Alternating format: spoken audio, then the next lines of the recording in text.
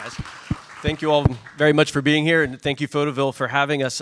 This is one of the few events where Leica makes cameras available to you, and all you have to do is give us your picture ID and a credit card, and you can head out for an hour and a half with virtually any camera that we make. So I encourage all of you through Sunday and then again next week to come over to the tent and take advantage of that.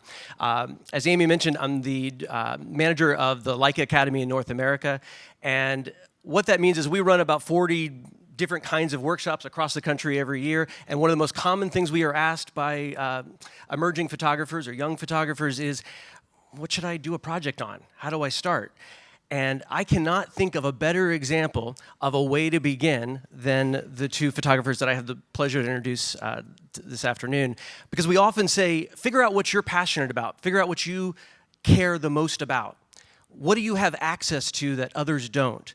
Photograph who you know and what you know, and most importantly, and often overlooked, start in your own backyard. And the two photographers I have here, Sheila Pree is an Atlanta-based fine art photographer, and often prefers to be considered a cultural producer more so than a photographer necessarily, but is known for her large-scale work combining contemporary issues, contemporary culture with issues of race, gender, and more recently, generational divides and an understanding of our history in America. And though I did find out it was officially just a one-day event in Atlanta, the Atlanta City Council named September 25th Sheila Pree Day, I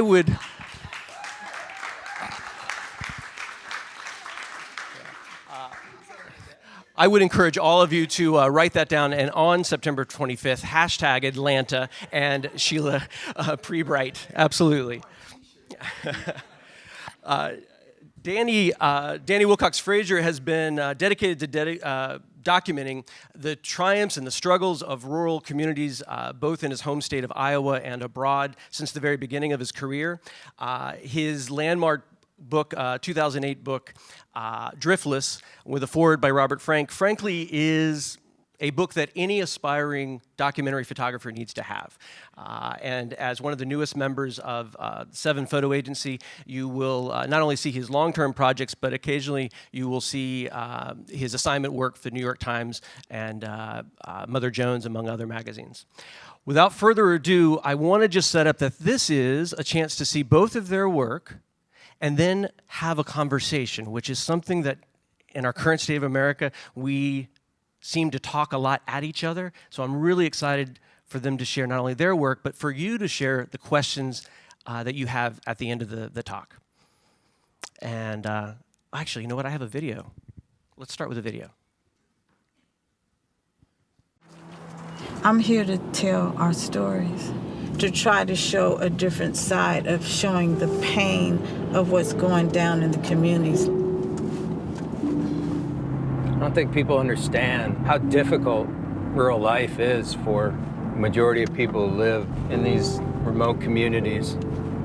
They are hurting and they're crying out. You're not going to see that in the media. You're going to see more of what they call a defiant, angry black man. No industry, lack of access to health care, dental. It's really tough for people to continue, especially at the family farm level. When I go out and photograph protest images and on the ground, I really try to connect with the people. And I'm looking for moments, not the same images that media projects.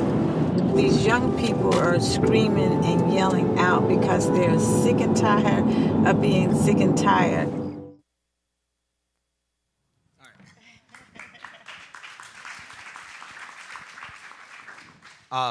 First, I want to thank Leica Camera USA, Leica Academy, and Photoville for having us. I really want to thank Sheila for being up here with me.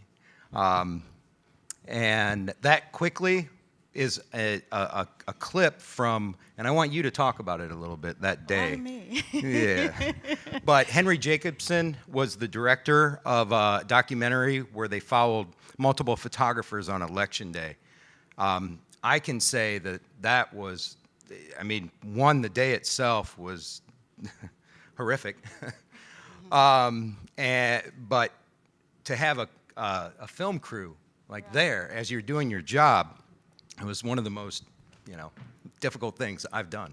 Yeah, I would like to thank Leica, too, for the invitation, and Photoville. And it's really an honor to speak before you and with speaking with Danny, us coming together, because I don't know if anything has any photographers of different nationalities, especially I'm an African-American woman, he's a white male, and we already know what's going on about what's going on in the media, of how we could come together and really talk and not talk at each other.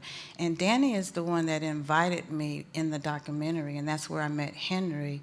And I think we kind of bounce off each other at all. We met at ICP last year in October when we were on a panel. And at the end, when I was looking at his rural America images, I, as an African American, only know what the perceptions are that I see in the media. It's just vice versa with all of us when it comes to different people's ethnic background. And that's how we have come together in a project that we would like to do together. And he's going to talk about rural America, and then we're going to have a discussion.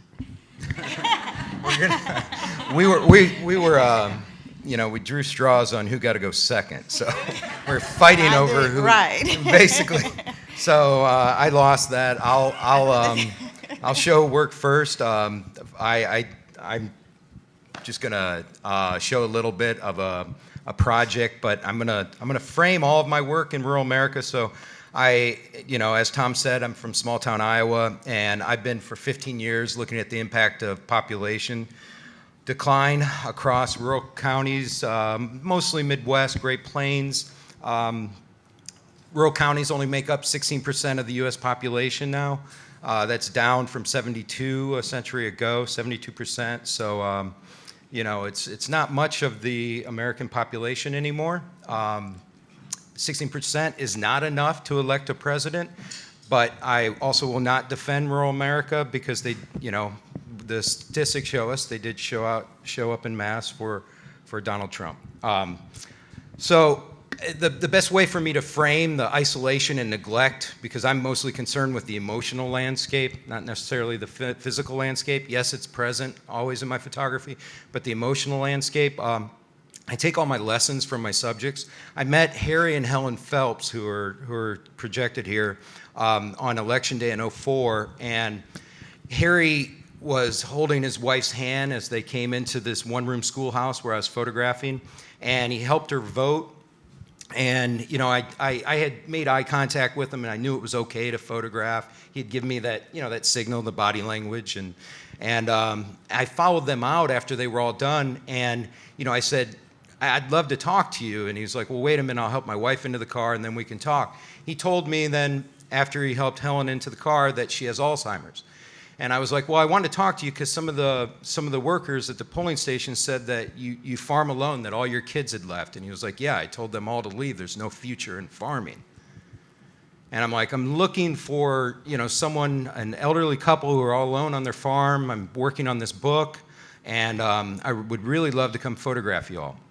So I showed up the next day. I was a graduate student at the time. I skipped classes. And we don't, in grad school, it's not skipping, it's field work, so it's okay. But I showed up and we're having coffee and talk, Harry and I are talking, and he asked me, he's like, could you please stay in the house with Helen? And I need to go tend to my cattle, and I'd really appreciate it if you'd stay in the house. And I was like, yeah, of course, absolutely. My cameras were in my bag, just sitting there. I was just meeting them. And as soon as he left the house, Helen started wailing. She started wailing. She ended up going over to a wall and crying into the wall. And I'm like, Helen, it's okay. It's okay. I'm a friend. It's all right. And eventually I just ran out for Harry. And I was like, Harry, something's wrong with Helen. She's crying. She's facing the wall. And he turned around and he looked at me. He's like, Danny, I wanted you to know what every day of my life is like. So that's the emotion that I'm looking to bring out. That's the isolation. We'll get into all the politics and all that. I have plenty to say on that, but I want to show my most recent work.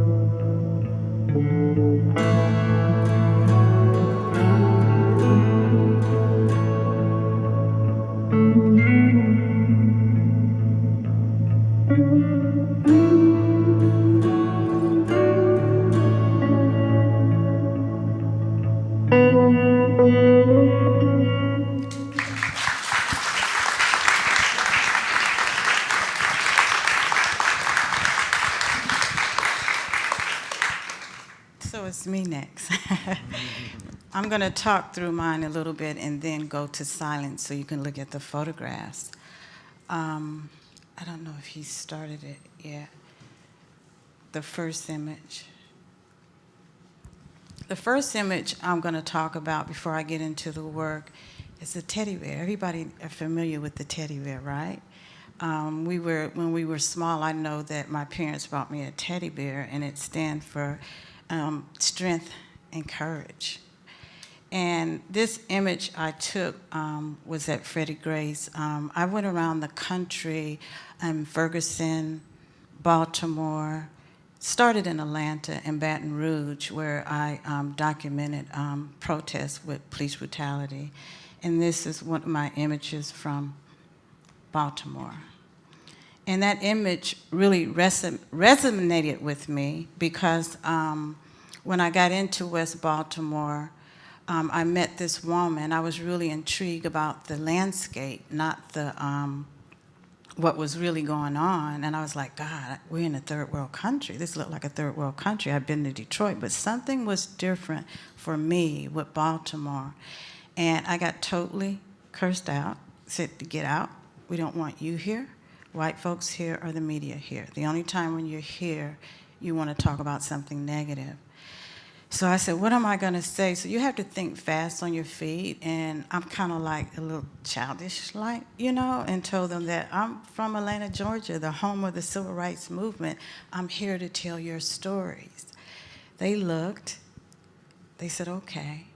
And then one of the ladies came up to me and said, I'm going to be honest with you. I just got out of jail, and I've been on crack. Can you help me? I looked at her. And I said, ma'am, I don't have any money, but I can give you a hug. And we hugged and we cried.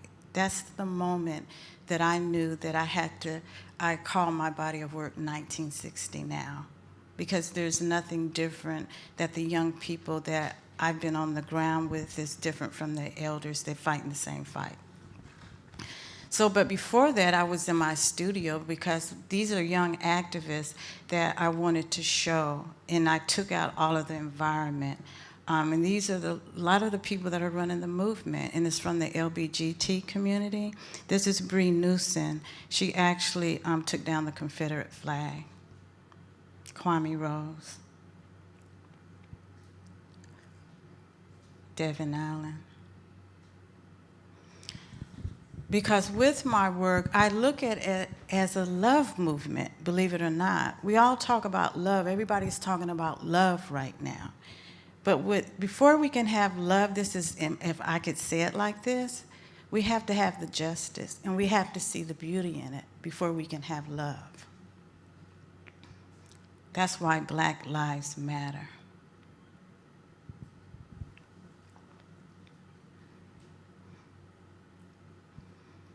These images are in Atlanta.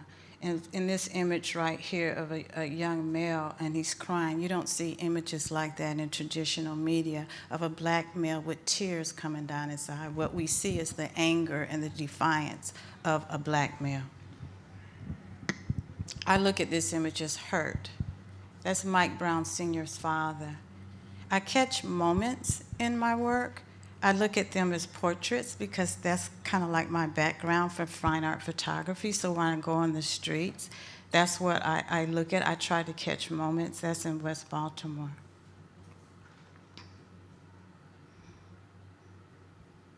I want to show the pain, the hurt, and the love.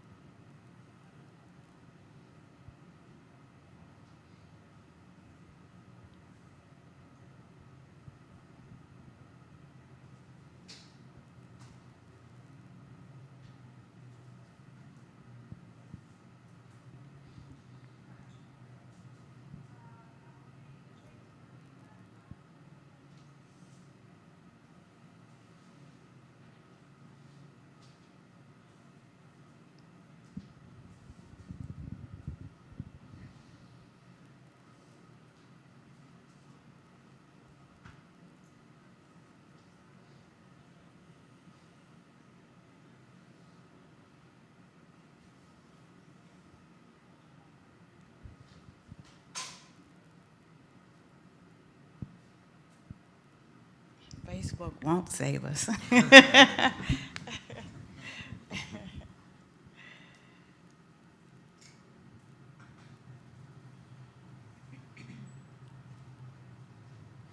These last images is when Trump won office. I went out into the streets and photographed. It's the monuments. I think that's it. No, the discussion. No, it's done.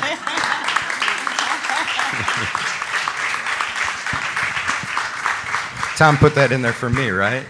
Danny, make sure you're on. So we're gonna have a short conversation among ourselves because last night Danny and I got together and we're both freaking out like, how are we gonna talk about this? We don't want we don't want to push people away or whatever. So we talked about a lot of stuff, and the first question I asked Danny was this: tell me something about yourself. Oh, Well, what was it? You're going first this time. Someone's taking. So go ahead. You're going first. So go ahead and ask me a yeah. question. All right.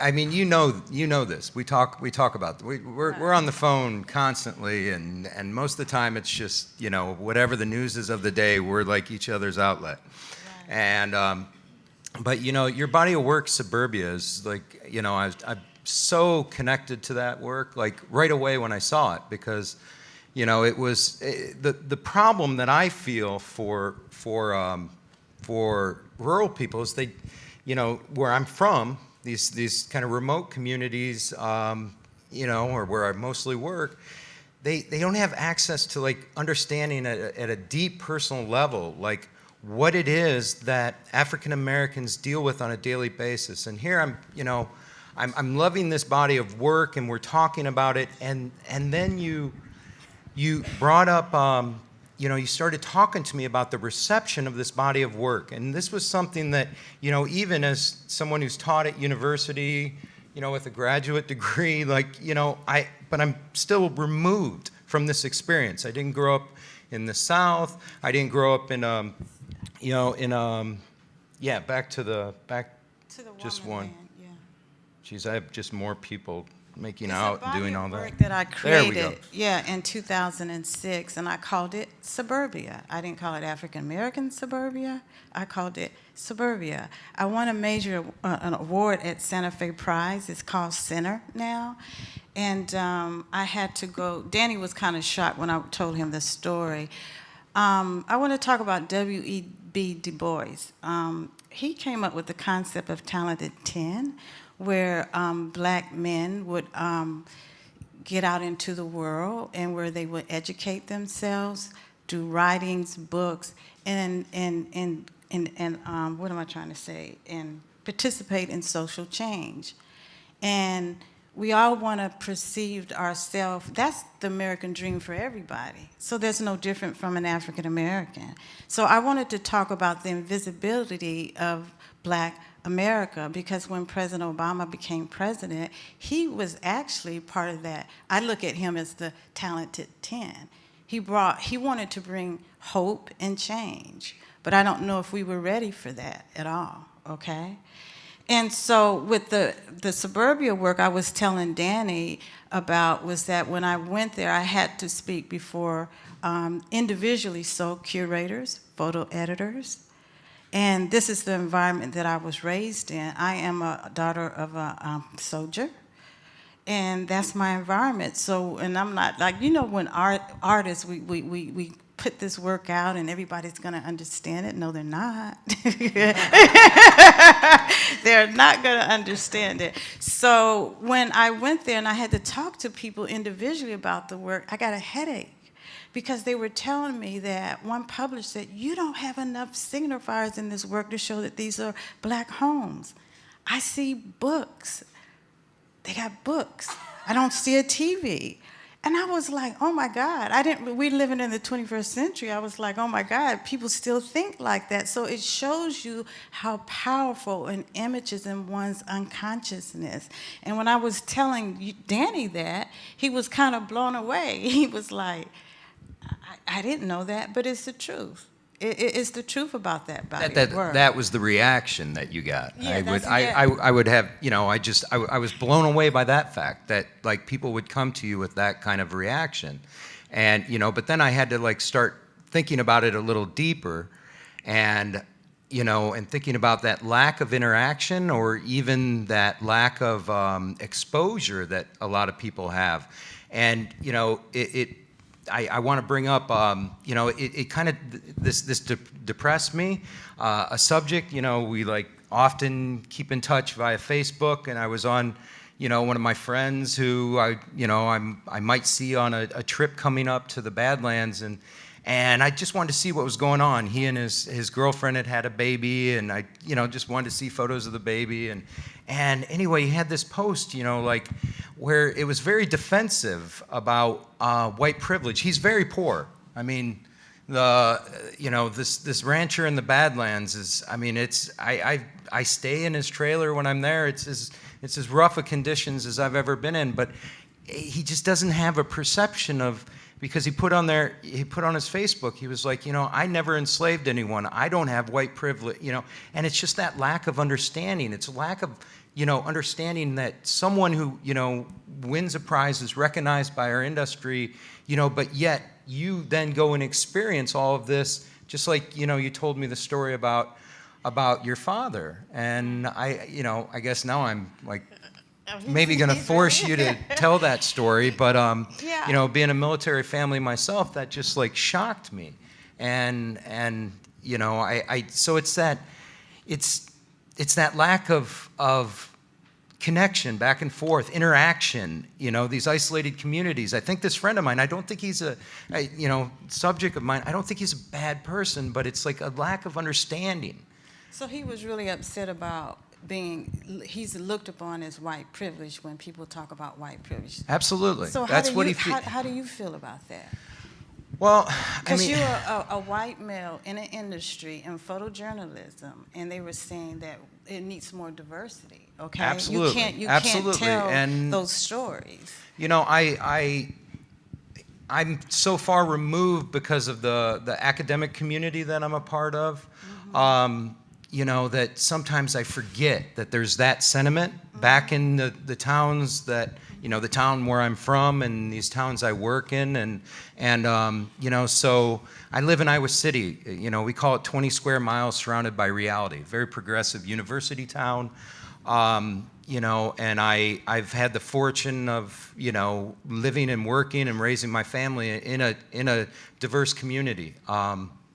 But you know, for me, like the conversation that we always have is, it's like I'm trying to, you know, I have to remove myself, because I did remove myself from my small town. When I was growing up there, all I could think of was escape, get out. How can I get out? You know, that's that constant tension that's in my work, because I know it's where I'm supposed to be and what I'm supposed to be photographing, but you know, there are just aspects of it that are so difficult. But what I want to do is figure out how to create that conversation, how to bring these experiences, you know, experiences that African Americans are having, and others, and other minority groups that, you know, and so there's a better conversation and, Yeah, you know, because enlightenment. we all know that there's a lack of jobs when all of us are having that problem, you know. So I can understand this, but what I want to say is sometimes I lose my train of thought. Well, I wanted you to talk about your father there. Oh, my father. Oh, okay. Being a daughter of a soldier and being real small, and you don't look at yourself, you know, you're having fun, you're a little kid. And my formative years, I grew up in Germany. My father would come home with his clothes, they call them fatigues, pressed, with his hat on, very confident. I was like, that's my father, right? But then when he pulled that hat off and sat down, there was a sadness that I saw within him, okay? And I really didn't know what was going on. It wasn't until my mother, my father passed in 2011, she started talking a lot about my father. He was in the Vietnam War. So when we were up in upstate New York, for about 2 weeks, my father wasn't going to work. I didn't know about that. And the military police came to looking for my father. My mother said, well, he's been getting up every day going to work. dressed up, everything. But what she told me was that he was very upset, is that he heard his commanding officers talking about him and calling him the N-word. And what I want to say, when it comes to black folks, whether we realize it or not, we're born into a movement, and it's called the Black Freedom Movement struggle. It's not something that we're trying to engage with. We don't want to engage with it. We want to, it's all constantly thrown in our face. And then sometimes we have to say, okay, they're not being prejudiced. They're not doing that. These are the two faces that we have to deal with as an African American. So how can Danny and Sheila come together? Because we don't know the answers. But I think if we come together to try to understand each other instead of talking to each other. Tupac said this. I was looking, he had a song called Dear Mama. And at the end, in the body of the content of the work, I mean, his lyrical, it was the trouble that he was getting into, crime. His mother was on crack. He didn't understand everything. But at the very end of that verse, this is what he said: I cannot pay you back, but what I can do is I can try to show you that I understand. I appreciate you. And I think that if we can come as a society and come together and stop trying to, everybody want to be first. First this, Black Lives Matter, all lives matter. We got to stop trying to be first and really understand, because we're a melting pot of different cultures here, and we really don't know each other. We really don't. For the most part, we only know each other through our social media, through what's on traditional media, and that's where we base our opinions on. Right. Kind of in response to that, I'll talk about a situation I was in with a young man I photographed. I photographed his family, the Stutzman family. And Kevin, he'd, raised a calf, and, someone came along and bought the calf, but said, hey, I need you to kill it and then bring it to my house, and I'll butcher it myself. It's not up to code, by the way. But anyway, these kids were, they wanted me to kill it. Kevin didn't want to kill his calf, and I'm like, no, man, you got to do it yourself. And eventually, he's like, he's 12 years old. He's allowed to drive around out in the country, but he had to deliver the calf in Iowa City. So I had to take over driving. We're in their old, rusted out Ford pickup, and after we dropped off the calf, Kevin got paid. He's so proud. He'd made a lot of money, and we had to go put some gas in the truck. And after we finished gassing up, I started to pull out, and an SUV, one of these Grand Cherokees, huge SUV full of college students. And their license plate was Illinois, so at the University of Iowa, that usually means the suburbs of Chicago. And they started screaming at us, and we're laughing at us, and like, look at that piece of shit, and they're laughing at us. And I was like ready to jump out of the truck and go after them. And then I realized, like, Kevin, I looked over and I saw him, and he was sitting and his shoulders were all slumped over. So a few minutes earlier, here's a kid who's able to pay for the gas. He just earned his own money. He's like so proud.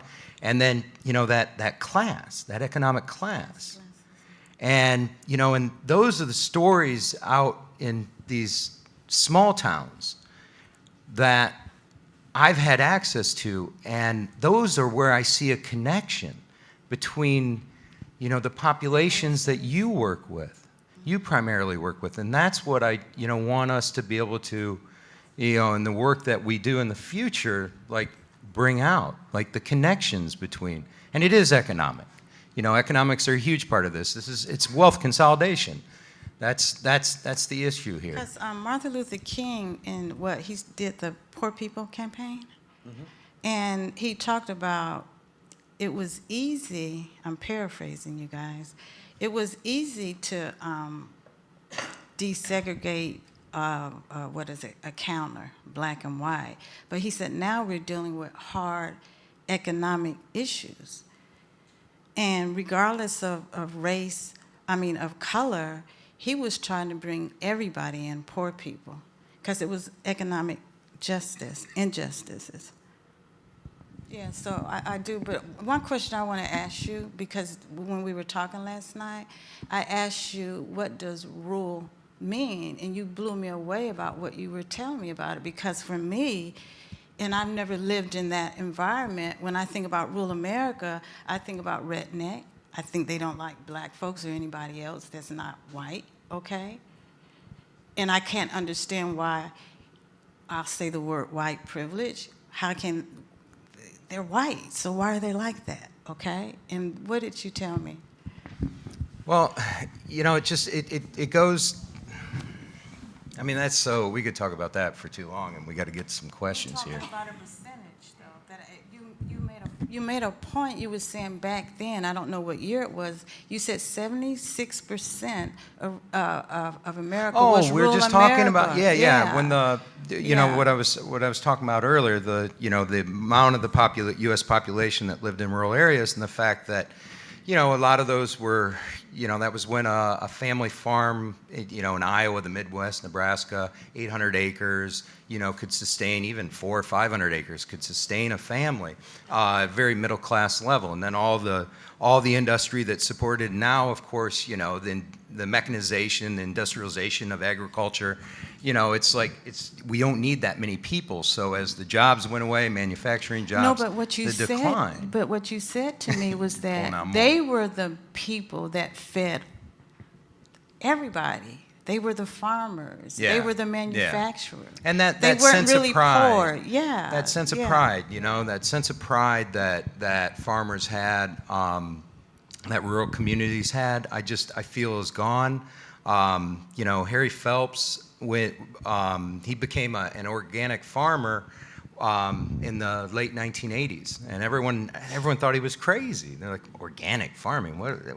But he was noticing things that he thought was wrong, mostly with his livestock, with the hogs. He was noticing just a change in their behavior, and how he had to separate them, and how even the piglets would attack each other. And so it's just that, again, it's back to that emotion, and that's what I've always worked, that loss, that sense of pride that's been lost. But ultimately, it's, do we want to take some questions now, I think? I think so.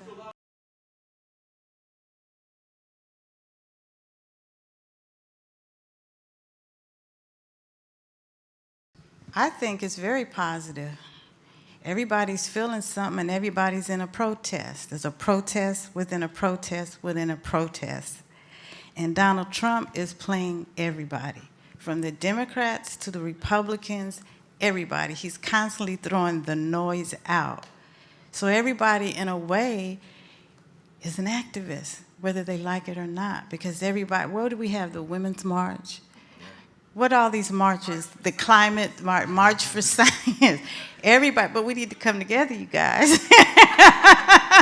We're still having this individual thing, but everybody is feeling a certain way. They really are.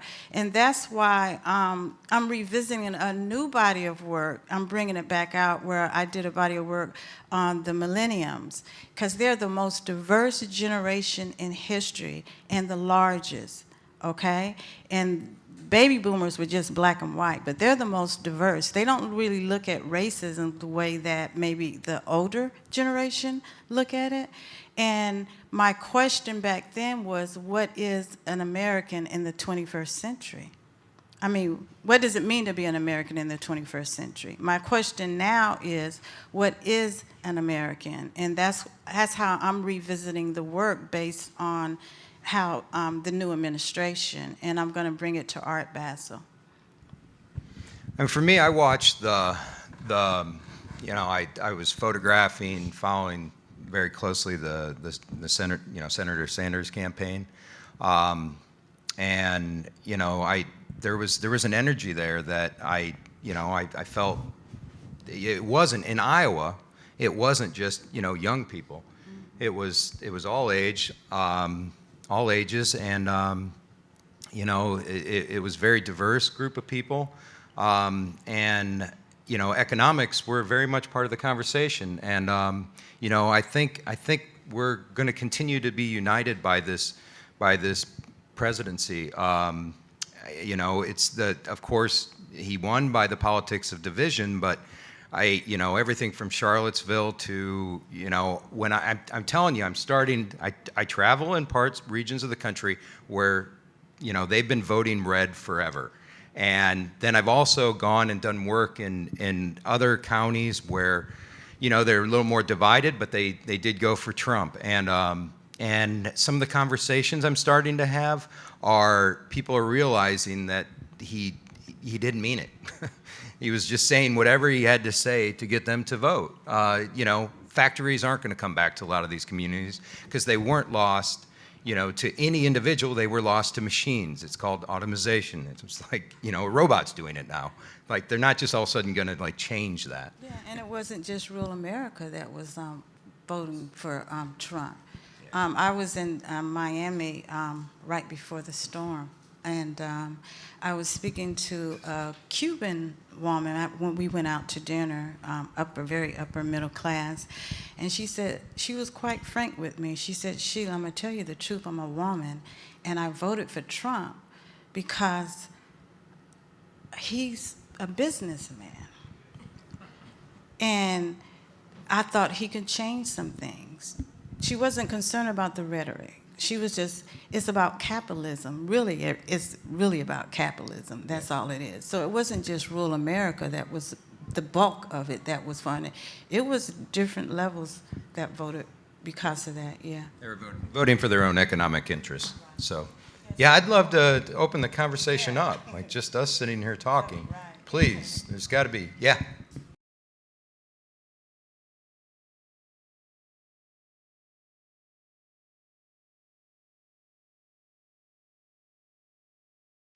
I think when any people are oppressed, is to me is a little bit the same. I mean, what do you think about that, Danny? Well, the reason why you're hearing that radio broadcast is because of the standoff at Wounded Knee. That was one of the concessions. Yeah. And it's that's the problem. I mean, we're getting in these communities, we're getting typically one media source. It's a lot of, I mean, this is just basic stuff. We've all been complaining about this for quite a while now. It's a lot of talking heads yelling back and forth.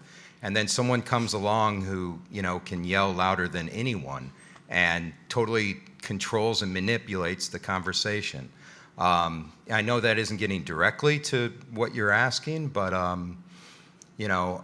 the similarities, for me, it goes back to, it's economics. It's always that, that hopelessness, and the different institutions that have been in decline for decades now. If a lot of the communities I work in, the cutbacks in public education have been radical. Most states where you have a Republican owning the governor's house and the legislature, you see dramatic decreases in public education spending. And, that's been the case for 15 years where I work. Well, we have a historic neglect in urban communities, which are primarily African American. Yeah. We have historic, so I mean, it's the same. It's just now happening to, and we have a group of people who are figuring out, and that's what this conversation has been about. It's like the communities that we primarily work in are dealing with the exact same issues. They have been for a long time, but the political elite have for a very, very long time, longer than the existence of this country, used the differences between us to divide, and so we don't pay attention to the real issue, which is wealth inequality. Does that answer it a little bit? Yeah. No. Okay.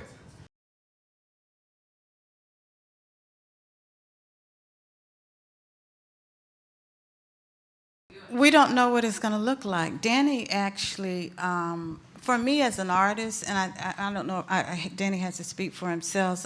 He mentioned that we're going to go into Mexico, Missouri, which you're familiar with, right? For me, it's 80%, what is it, 87% white and 16% African Americans? Yeah. And you basically told me that the African Americans were passive aggressive there in Mexico, Missouri? Yeah. Yeah, Mexico, Missouri. So I personally would have to go down there to see how I just have to go down there and see how to do that first. It may not be documentary for me. It might be portraits. It might be video. I don't know that, but we haven't gotten the funding yet for it, and that's what we're doing right now for us to go down, because this would be a pilot for us to start.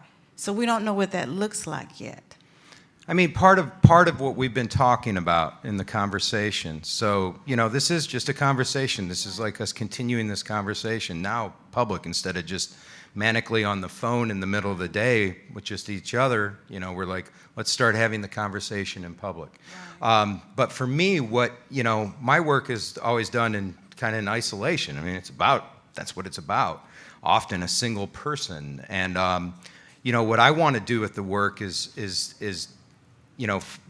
work to bring these communities, so I'll speak specifically about Mexico, Missouri, to bring these two communities together. Because, when I was there working on a piece on Coach Lou. It's Tyronn Lue's hometown, coach of Cleveland Cavaliers, former, NBA champion from the Lakers. And when I was there,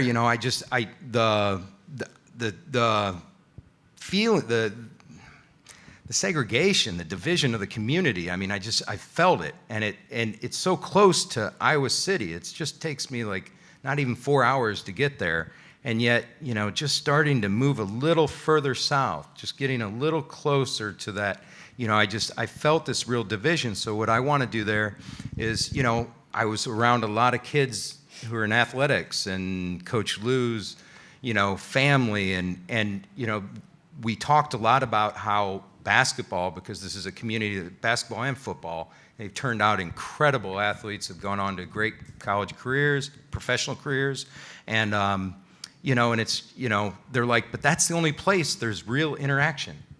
There's like real interaction between the kids, and so for me, it's always working with or I see that because we'll be working in both of the communities. It's not like he's going to photograph his community. We're going to be crisscrossing into the communities. So we'll see what happens.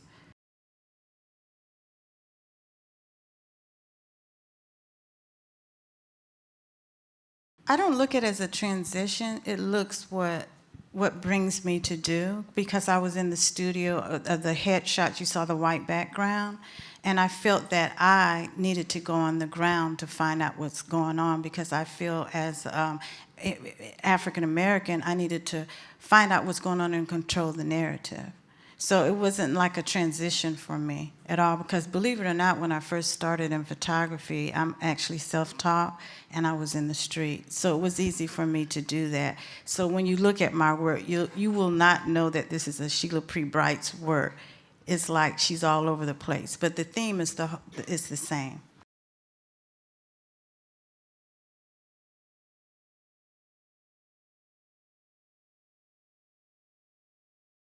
I totally wasn't shocked at all. I can't think of his name that was documenting me through the election. He had to stop. He was a white male, hyperventilating. He said, "Sheila, do you understand what's going on?" And I'm like this.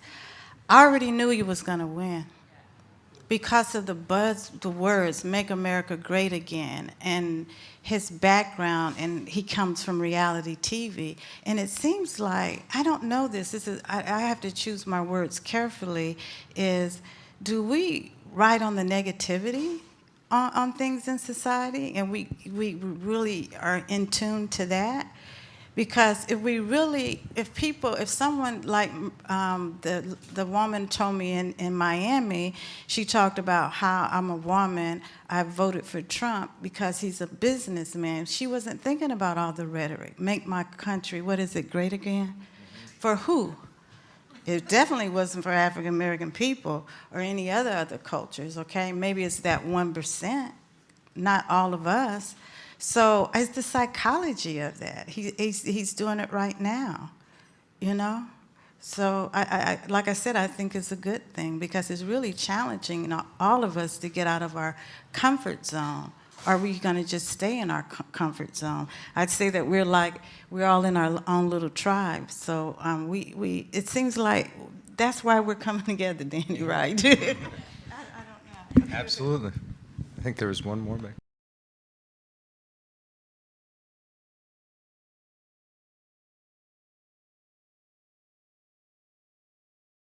I mean, it's like as far as what we want to do in Mexico, it is, you know, it's getting the conversation going between the two communities. I mean, they live within, you know, they live in one community, but, you know, the feeling that everything that I learned from everybody was it's completely separate. But, you know, it's, you know, that even like that symbol for me in the Midwest and in the Great Plains, it's not a symbol that I see almost ever. I remember I was at the Jones County Fair in Iowa a couple years ago, and a young man was walking with a Confederate flag as a cape, like through the fair, and it was shocking. I was like, what? Because this is something we never see.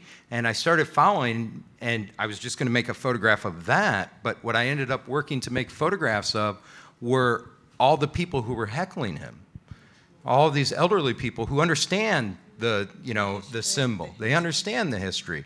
And it was not, you know, so it's, you know, again, you know, being in this community, here's someone who's just completely cut off. The information, back to Mark, the information isn't making it there. The decline in quality of education. I mean, come on. Like these schools, these kids get bused. Sometimes round trip, it's like 3 hours a day, 4 hours a day. I know some of you commuters are like, what's this guy complaining about?